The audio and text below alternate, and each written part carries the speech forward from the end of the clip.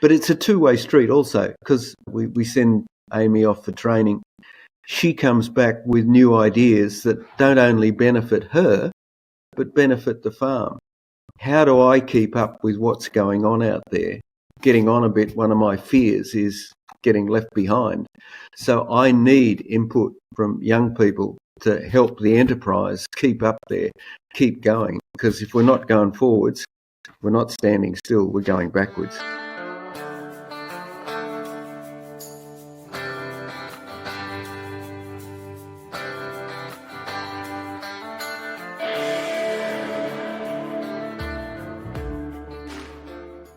Welcome to the Profitable Farmer podcast, where we share stories and tips to help you run a better farming business and create your very own freedom farm.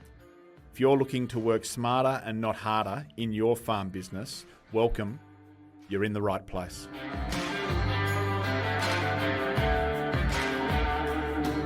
G'day and welcome to Profitable Farmer. Finding and retaining talent is a challenge in our industry for many, and there is real opportunity that each of us play a role in inspiring young men and women back into our industry. I feel like in the days of old, finding your path in agriculture as a young person was difficult. So many opportunities, so many avenues, but how do I get into this industry? It's wonderful to see National Farmers Federation backing and supporting a project called AgCareerStarts, which is designed to help 17 to 24-year-olds land in our industry, have a positive experience, and get clear and support on how to carve out a successful career in agriculture. It gives me great pleasure today to interview Chloe Smart, the Training and Career Development Coordinator at AgCareerStarts, and to have her share with us what AgCareerStarts all about, what it can do for farming families, and the impact it can have on bringing respectable, capable young people into our industry and on farm. And at the same time, it's a real pleasure to introduce Simon Cameron to you. Simon is a host farmer for AgCareerStarts, has Amy working with him and his farm team at Kingston, which is a fine wool merino farm in the Northen Midlands of Tasmania. Really impressive to connect with Simon and to hear a little bit about the farm that he is managing and leading and how he's carving out a niche and achieving a premium in the wool industry and the wool sector. But most importantly, to hear how having Amy on farm with him and having AgCareerStarts supporting him and Amy has really helped him build out his on-farm team. So Chloe and Simon, thank you so much for your time with us today, and I hope you enjoy this episode.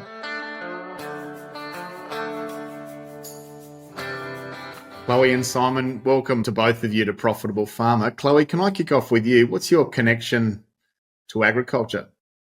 Yeah, thanks, Jeremy. So my connection to agriculture really started when I grew up in the Clare Valley. I grew up on 8 acres, so not very much land, but we had the typical potty lamb and the horses, as everyone does on a hobby block.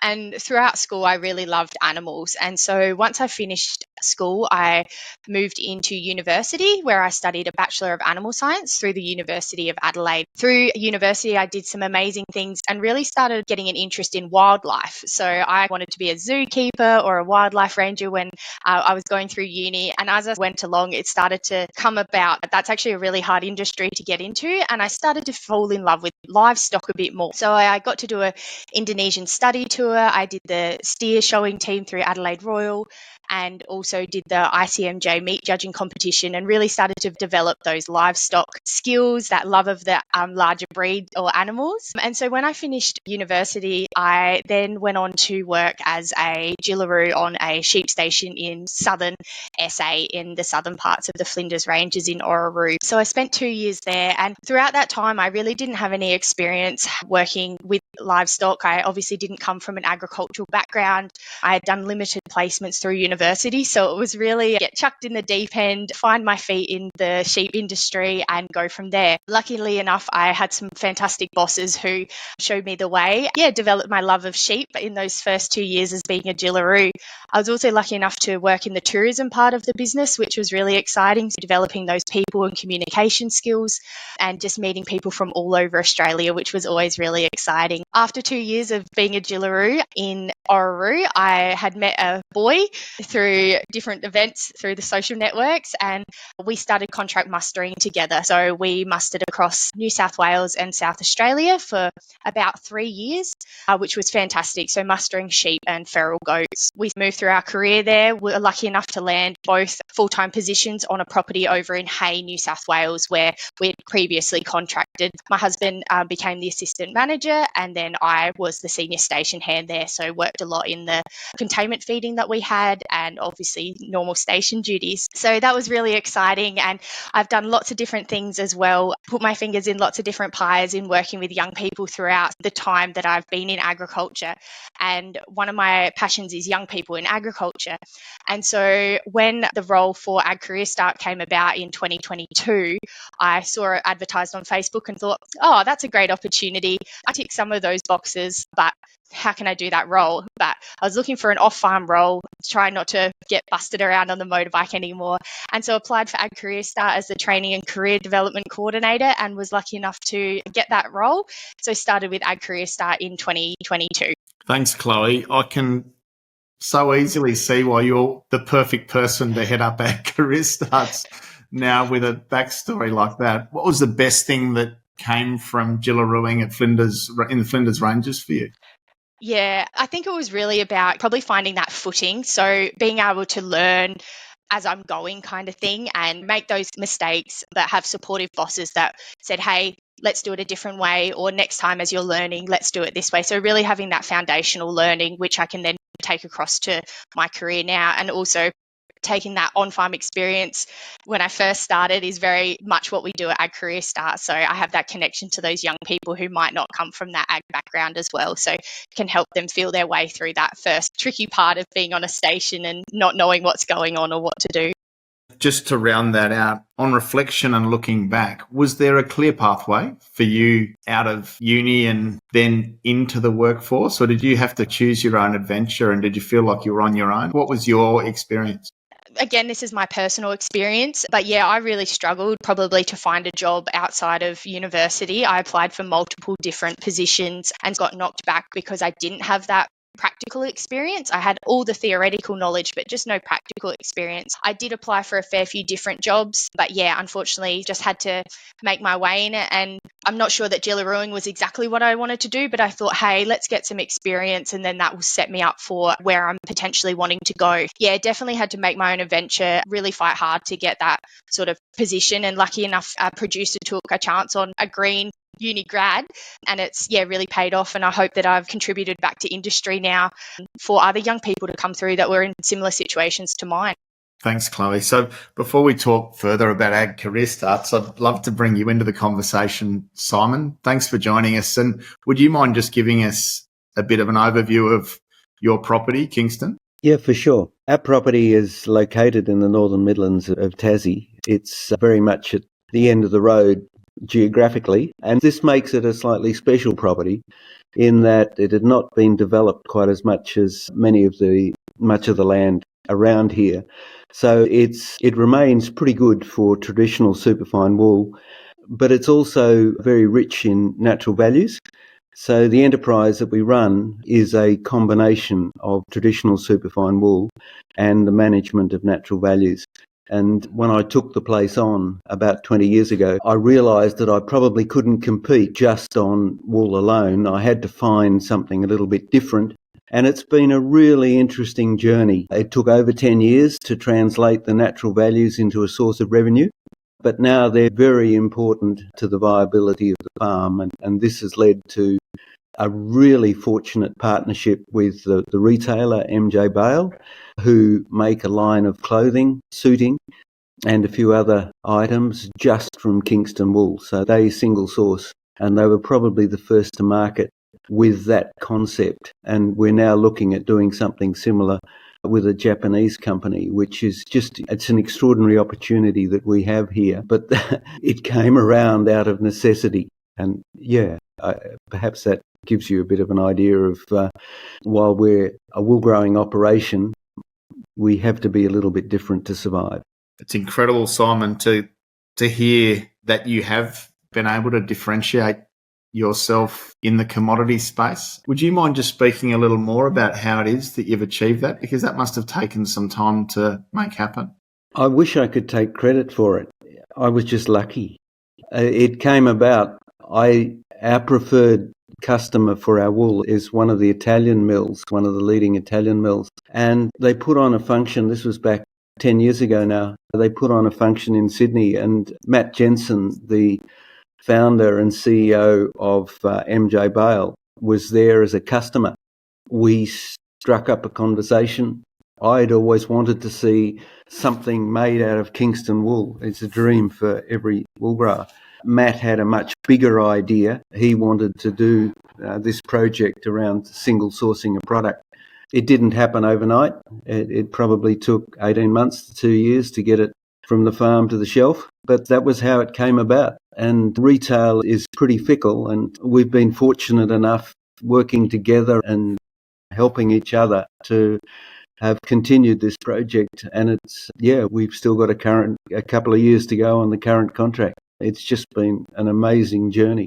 Incredible, Simon. Thank you for that. What's your outlook on the wool industry, just quickly? Oh dear. Look, market dynamics make it very hard for the wool industry. There are a lot of wool growers and there are very few processors.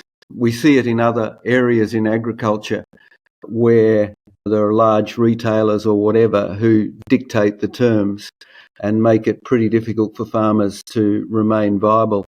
I'm really concerned about the future, particularly of our type of wool, which does require a huge amount of attention to retain the qualities that are required for the levels of manufacturing, the qualities that are required to produce the cloth that our customers need. Yeah, I'm not sure where it's going to go. And it's really hard to comment in an optimistic way at the moment, other than to say, by seeking out opportunities such as I have with MJ Bale and the new one coming along with a Japanese company, perhaps we can pull additional revenue from a different part of the supply chain. So everybody's margins are fairly well squeezed, but if we can sell our story and get into some of the big brands' promotional budgets, then perhaps we can ensure that we do have a future. Wool is a fantastic product, and the worst time to make decisions about the farm is during shearing, when you've got this wonderful product coming over the table and you've got your hands in it and you just see it, and it's quite an experience. But unfortunately, its wonderful values are not necessarily understood and respected by consumers, and that's a message we've got to work hard with brands to get across. Simon, would you mind just telling us about your on-farm team? Sure, Jeremy. How small can you have a team? My enterprise is pretty small. It's about 6,000 DSEs. It's quite a large land area, but that's because it's mainly native country, bush country. We graze it, but we don't farm it intensely. So 12 months ago, I had one employee, and I put in a bit of time myself and a few friends and contractors, and that was what we had to make the place work. Thanks, Simon. Do you see other farmers in your area having resourcing challenges, finding it hard to find talent, or would you describe it differently? No, I think it's a common issue amongst farmers, is not only finding labour, but finding the right sort of people.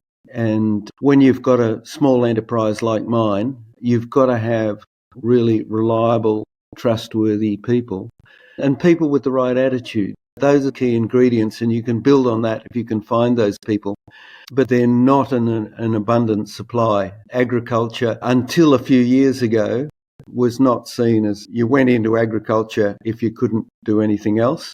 And a lot of my peers at school, they ended up in agriculture back on the farm because that was what you did. And I think agriculture has changed hugely and we need really skillful people. The technology that's now out there and that is essential that we apply it if we want to keep ahead and if we want to keep our enterprises moving requires really good people.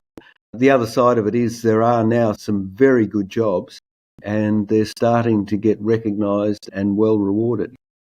Completely agree. And I think it's pleasing for me to see that there's real optimism in the industry, and there's this next generation is showing real interest, I think, in finding and carving careers in agriculture.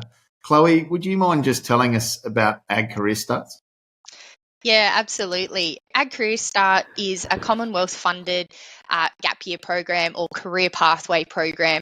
It's delivered by the National Farmers Federation, and basically the crux of the program is that we're trying to connect 17 to 25-year-olds with full-time paid work on farms across Australia and in all ag industries, and also connecting primary producers to a new workforce, really trying to hit two birds with one stone, essentially. Creating that clear pathway for young people to come into the industry, but also creating a workforce solution for our primary producers in a world where we know sort of labour shortages, workforce issues are a real problem. How old is this project and what are some of the achievements so far?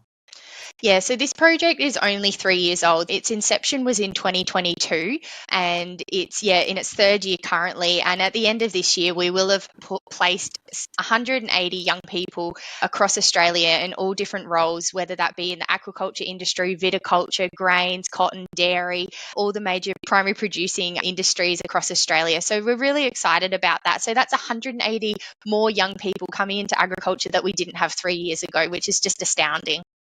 Where are they coming from, Chloe? Are they all off farms or are they from further afield?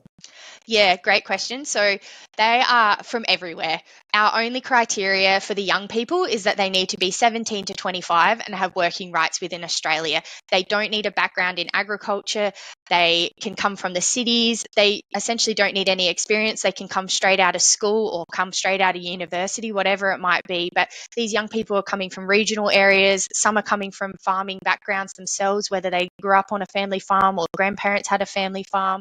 And others are simply coming from the city and seeing these at agriculture at careers expos or being encouraged by teachers to go down this path and going, how can I get into the industry? And AgCareerStart is a way that they've been able to do that. Thanks, Chloe. So as a farmer, how does it work practically for me? Yeah, great question.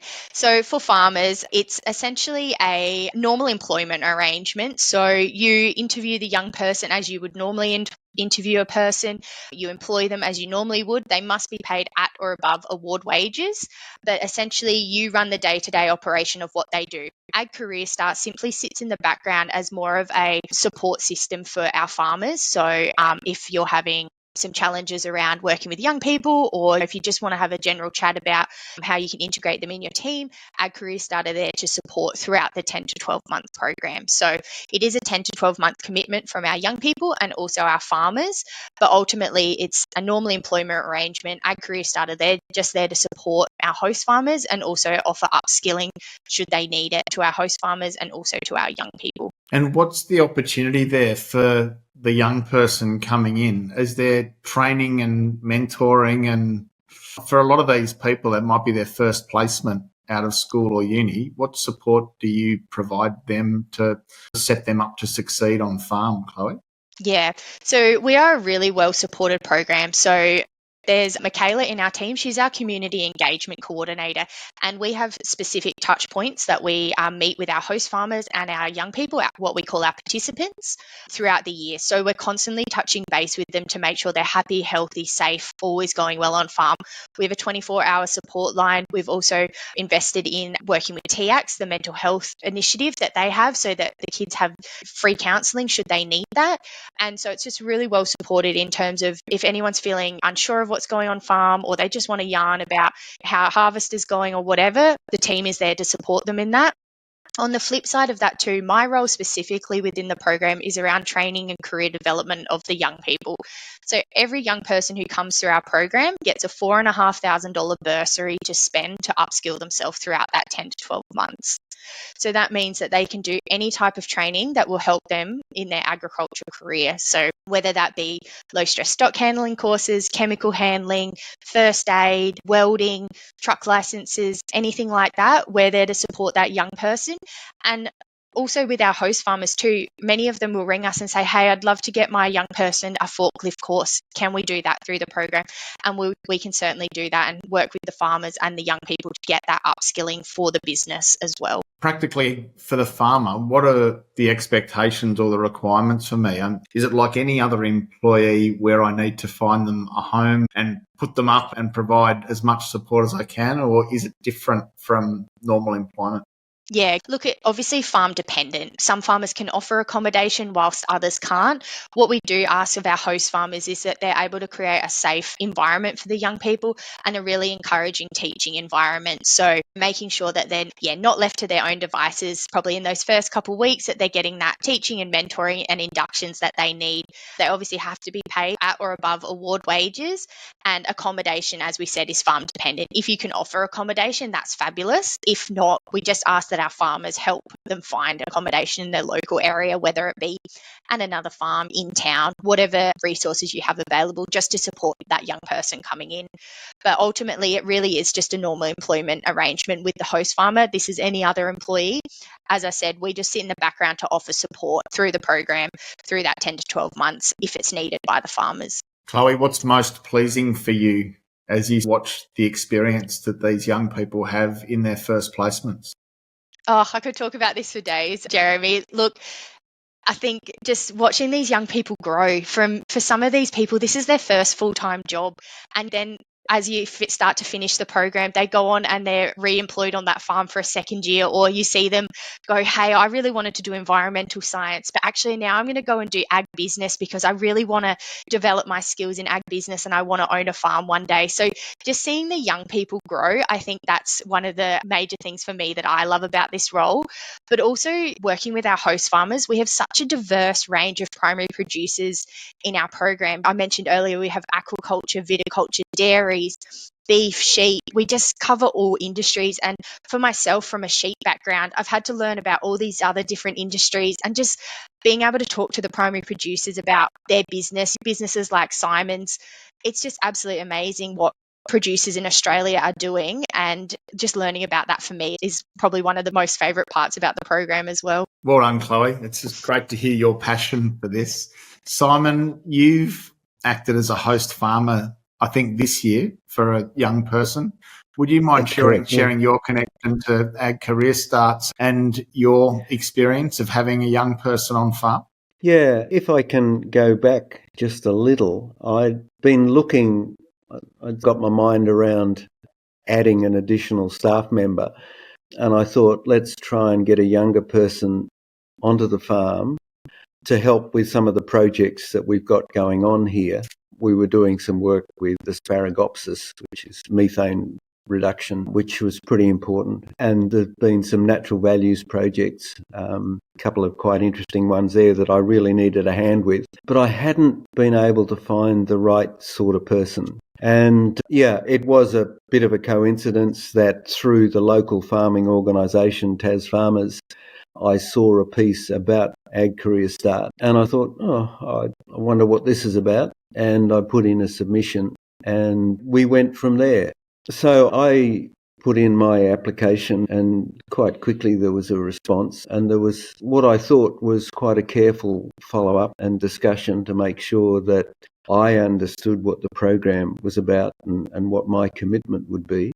And then we went through the process, the matching process, and there seemed to be a bit of care in that. And in fact, the young lady who is now working here, Amy, she wasn't the first one on the list. And that was only because somebody else who I thought would be appropriate actually pulled out.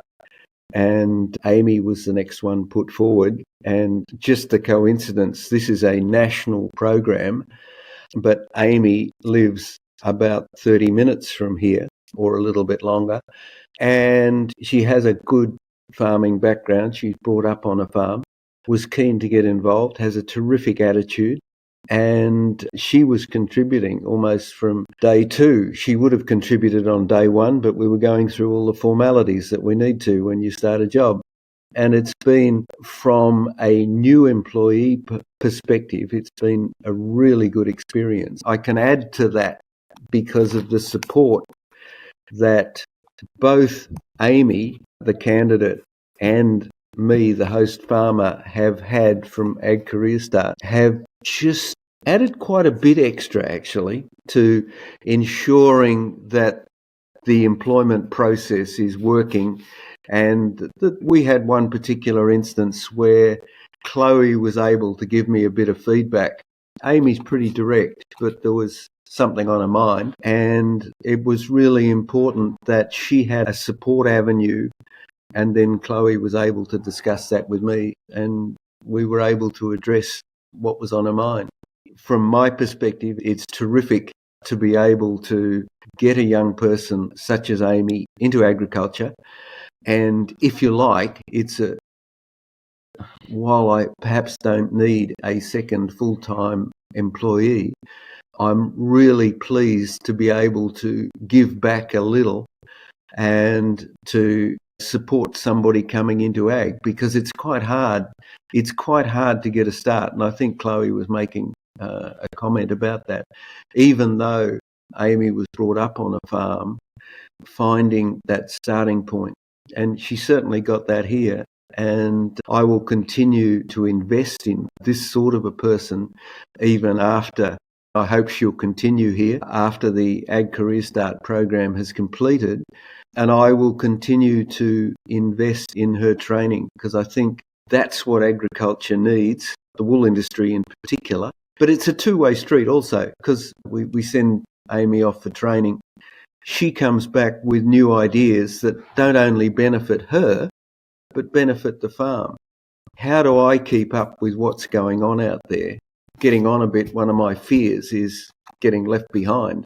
So I need input from young people to help the enterprise keep up there, keep going. Because if we're not going forwards, we're not standing still, we're going backwards. And yeah, perhaps I've been fortunate with the person that ended up at Kingston, but I'm not sure about that actually, because I was lucky enough to go to Lamex a couple of months ago, whenever it was, and I met some of the other people from the program, and there were some good people there. It was really nice to meet them, and it just reinforced the good people that AgCareerStart is attracting and placing.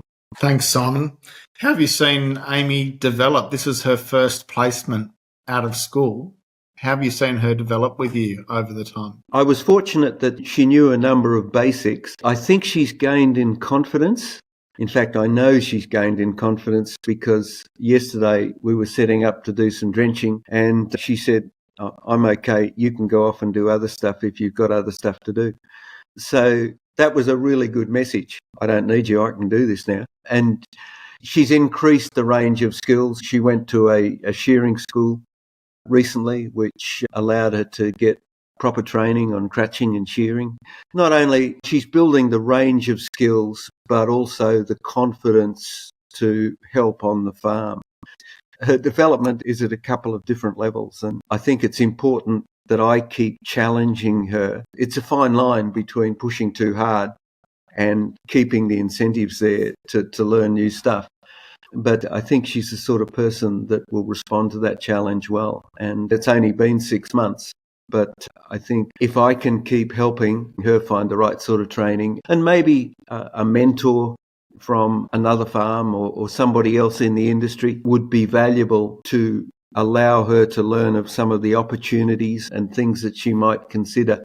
There was a young person, actually a Tasmanian, Gabby Horton, who represented Australia at, I can't remember, the Ovine Olympics or something. In a couple of young sheep people went over to France. And those are the sort of things that somebody like Amy perhaps could aspire to in time. Thanks, Simon. I really appreciate you sharing that. Chloe, just looping back, hearing Simon reflect on his experience having Amy on farm and the value that it's contributed both ways. What's your comment and how does that make you feel? I was sitting here smiling the whole time, just listening to Simon talk about Amy and his experience. Yeah, it's really heartwarming. We pride ourselves at AgCareerStart on really trying to make that right match at the start. When a young person applies, they tell us what industry they want to work in, whereabouts in Australia they would like to go. And then we try and match them to the appropriate primary producer that's applied to our program. So we really put a lot of effort into that right match. And again, it's up to the farmer to employ that person. They go through the interview process. We simply say, here, these are your candidates we feel would be a good match. And as Simon said, he had a couple to choose from. But ultimately, when we find a good match and you hear stories as Simon's and Amy's, it's really heartwarming because you know that young person is just going to get the best out of that experience. And again, the host farmer as well, they're bringing new ideas to their business, those types of things. So yeah, it's just really exciting. And I think we have to be honest in this program. This AgCareerStart program is not for all producers. Some producers, it's just not going to suit, and that's completely fine. But if there are producers out there that feel they can take on a young person, and as Simon said, he probably didn't have room for that second person, but really wanted to invest in young people coming into agriculture and bringing those new skills to his farm, it's been a great fit for him. Again, not for everyone, but if there are those producers out there, that they're the people we want to target that can give back to that industry. And recently, Amy flew over from Tasmania to Orange to complete a low-stress stock handling school with us with 13 other participants from the program. And it just shows that those skills that she's learning through that program are going back to Simon's farm as well, so benefiting him. Again, sharing schools, they're all going back to his business. So I think it's really important to use that $4,500 bursary to invest back into farmers' businesses, but also to that young person for the rest of the agriculture industry. Chloe, I'm sitting here thinking, gosh, how lucky is Amy to land on farm with someone like Simon as a first placement, having the ability to work with and learn from and be mentored by someone with Simon's sort of qualities and experience. What an opportunity. And there are so many good farming families out there, aren't there, that can be really significant players in helping young people have a positive first experience stepping into the industry.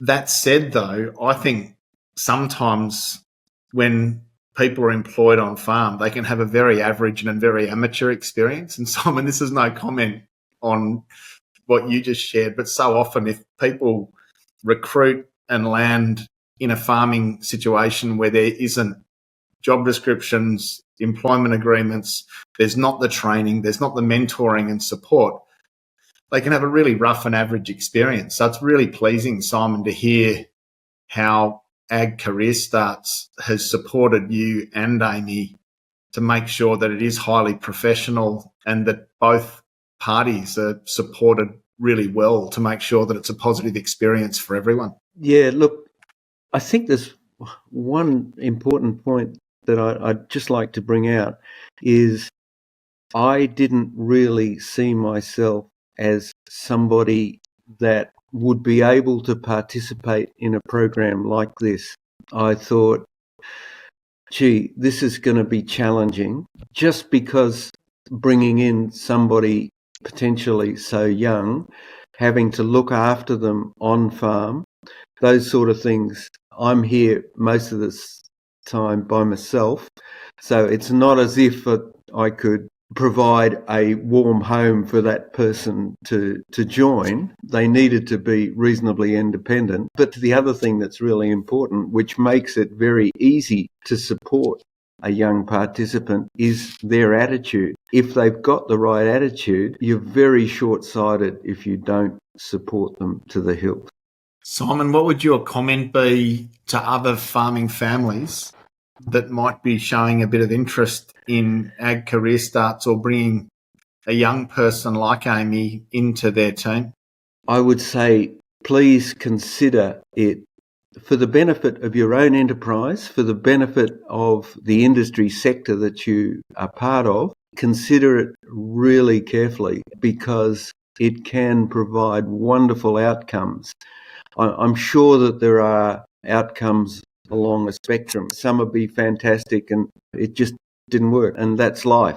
But combined with not just the person, but the support that comes from AgCareerStart, people like Chloe, the opportunity is it's given a leg up, and it's got far more chance of succeeding, bringing somebody into your workforce, than in other circumstances where you get somebody word of mouth or through an ad in the local paper, or even, dare I say it, through a recruitment agency. This is Recruitment Plus, a very valuable product, and I don't know whose idea it was originally, but they deserve a big pat on the back. And sorry, Chloe, put your fingers in your ears, but AgCareerStart has some really nice people driving it. Great comments, Simon. Chloe, who does need to be acknowledged? NFF for pioneering this initiative. Yeah, so this was actually a initiative, or AgCareerStart was an initiative that came out of the 2021 National Ag Workforce Strategy. So there's a strategy, and as part of that, a recommendation was for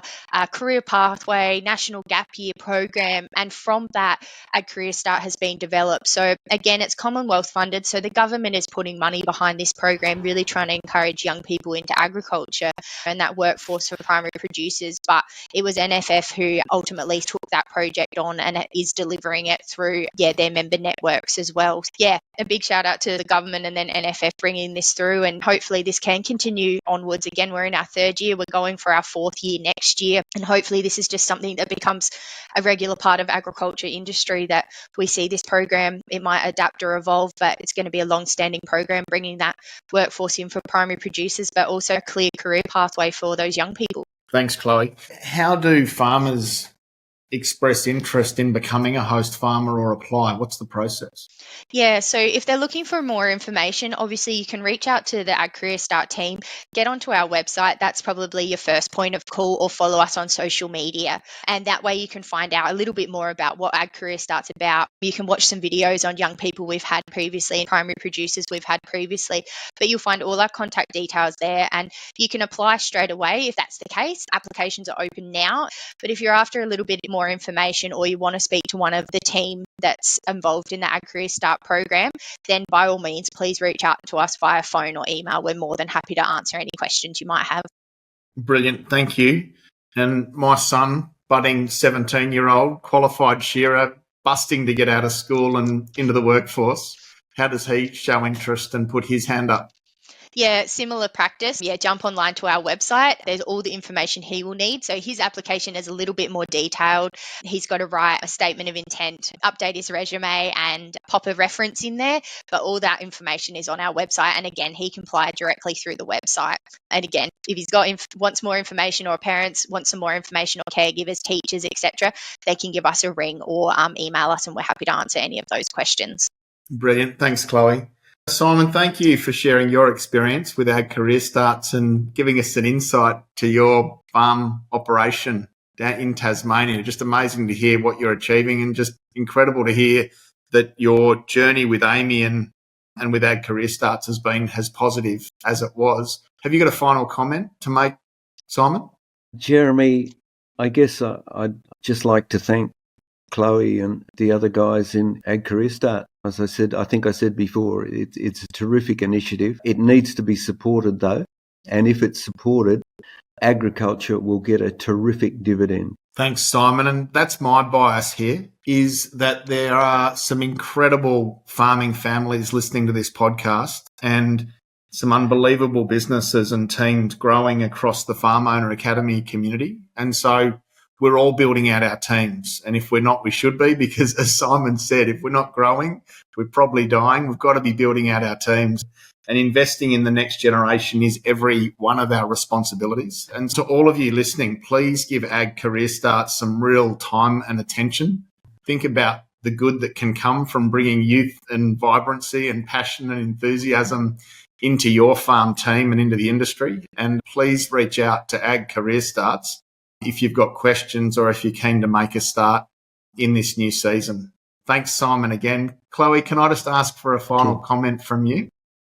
Yeah, look, reaching out to host farmers here. If you have a great business that you would love a young person to start with in 2025, we'd love to have you in the program. Applications are open now, and we'd love you to give us a ring, send us an email if you'd like more information. We can sit down and provide any type of information you need, have a yarn about how we can bring a young person into your business and set you up for a good placement. So yeah, please have a look at our website, follow us on social media, and give us a yell if you're looking forward to it. And thank you very much to Jeremy and the Farm Owners Academy for having us on this podcast. It's been fabulous to chat, and to Simon for joining us today and sharing his story. It's always wonderful to get a host farmer's perspective on their journey as well. One last question, Chloe.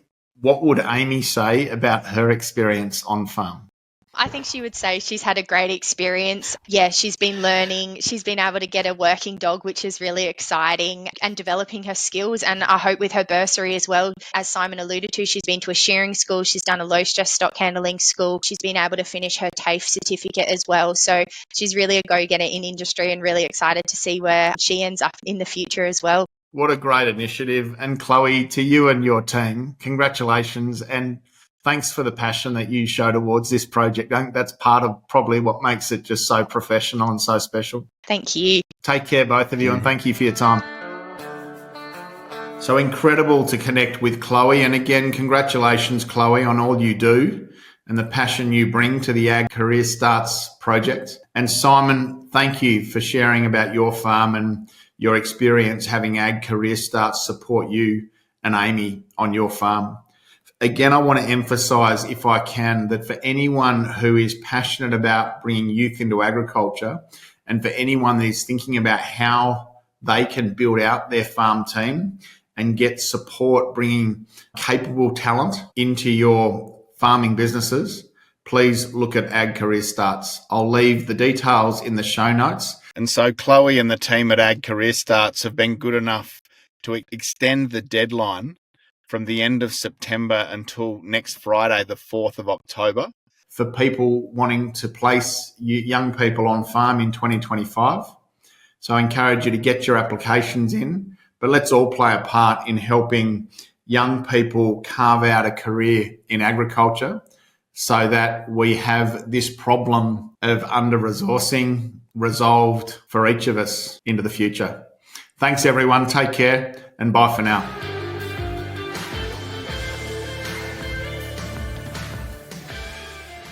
Thanks for listening to another episode of the Profitable Farmer podcast by Farm Owners Academy. If you're new to this show, be sure to follow us. If you've been a long-time listener, let your friends know about us, or come continue the conversation in the Profitable Farmer Facebook group. All the best as you grow your business and create your freedom farm.